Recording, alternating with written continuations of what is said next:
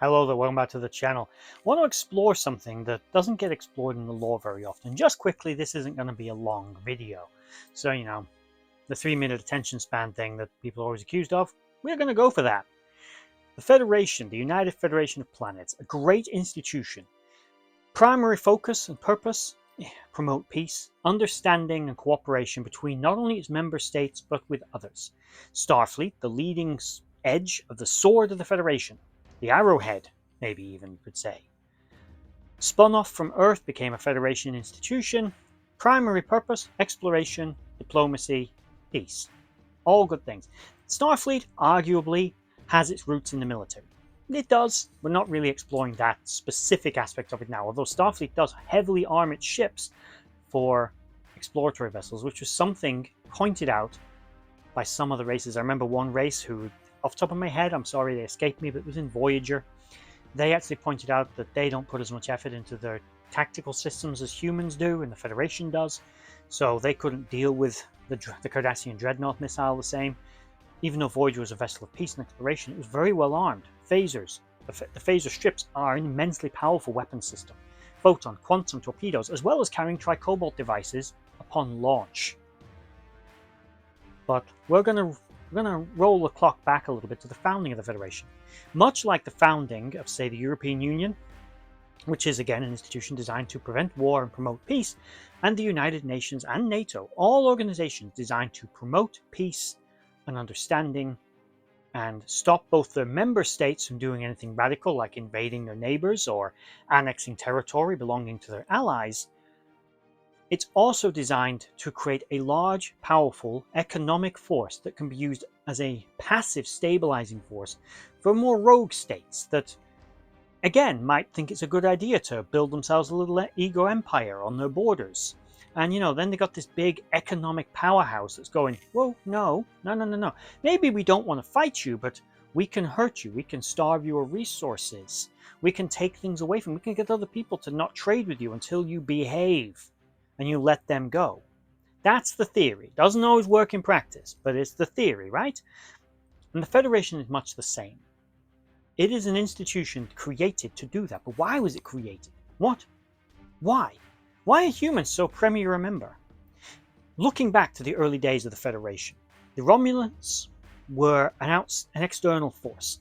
You had humans, Vulcans, who were being interfered with by the Romulans, because for obvious reasons, Andorians and Tellarites. These were some of the Rigelians and others, but let's stick with the main ones, the big ones we know about. These were the main players. They formed the coalition of planets. Why? Because an external force, a malignant military force that had delusions of imperialism, wanted to take over territory that it used to own. Right? So they try to invade that territory, but to defend that territory, it both rises up, but then its adversaries and allies come to its aid. And you end up with a coalition of planets glued together by what should have been the inferior ally, the humans. They got the Tellarites, the Andorians, and the Vulcans, and the humans to work together to defeat a single enemy. An external threat, a war, as it would eventually morph into, the Earth-Romulan War. The result of this would be the creation of the very thing the Romulans sought to avoid, the creation of a new superpower. Maybe not a direct military one like them or the Klingons, but one that was so economically strong and had just enough emphasis on its tactical and security systems that it could be a threat. It could actually deal with them.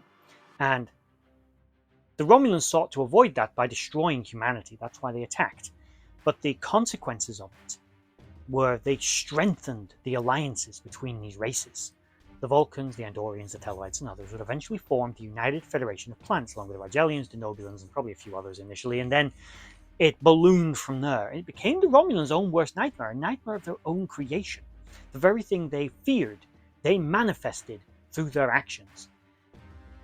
But is the lingering stench of that war making Starfleet more belligerent? They always say, oh, we don't build warships. Okay. Yeah, fine, you rolled the Makos into Starfleet. But Earth still has defenses. The United Earth Defense Force, as we see in the future. That we don't have anything to say it doesn't exist in the past.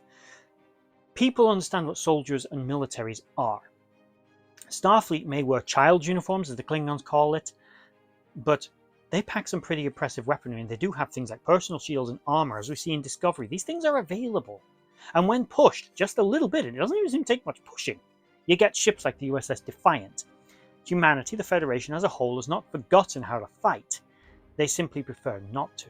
And it's like out of the fires of that war was forged the Federation. But within it, you have Section 31. You have the Section 31 Black Ops ships under the command and control that we saw in the 23rd century. You have other classes of starship that are arguably combat vessels, such as the Federation class, a dreadnought. It's canonical, it existed. There are also individual variants of some starships that are periodically created with a more combat-oriented role. The Klingons considered the Constitution class starship, USS Enterprise, and her sister ships to be battle cruisers, even if Starfleet didn't want to call them that. The thing is, Starfleet didn't even want to call the Defiant a warship, they called it an escort ship, just so they could keep saying, we don't build warships. The Federation class was a CNC ship, but it wasn't. It was an all big gun heavy cruiser. It was more heavily armed, more heavily armored, more heavily shielded than the Constitution class, of which it bore striking resemblance. But it was a warship. Starfleet likes to say we are an organization of peace, but they were forged in war. Humanity was forced into the stars and warp in a nuclear missile. The first man-made objects that reached space were weapons of war, the V-2 rockets created by Germany in World War II. The technology that took us to the stars, that took us to the moon, that would help us colonize Mars, that will do anything up to the founding of the Federation were forged from war, including the foundation of the Federation. The Federation is more than just a peaceful organization. It is a bulwark against conflict. They stand in opposition to the very idea of ever going to war again, of ever having to do that. But they're not afraid of it. And they, as I said, were forged in the fires of war. And that is something they have not forgotten despite their best efforts. So all the way to the 24th, 25th century, they still put a lot of emphasis on security. They still build vessels that are very tactically capable. The Federation was founded in war. It was founded in blood. It was founded in lives lost and in a strong desire to never let that happen again. But like all noble ideals, did it fail? Let me know in the comment section down below what you think.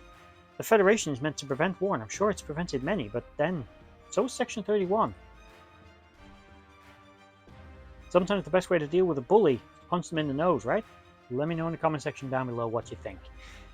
And with that said, I'm trying to keep this video short and less rambly. If you made it all to the end, thank you for watching. Like, share, and subscribe, and bye-bye.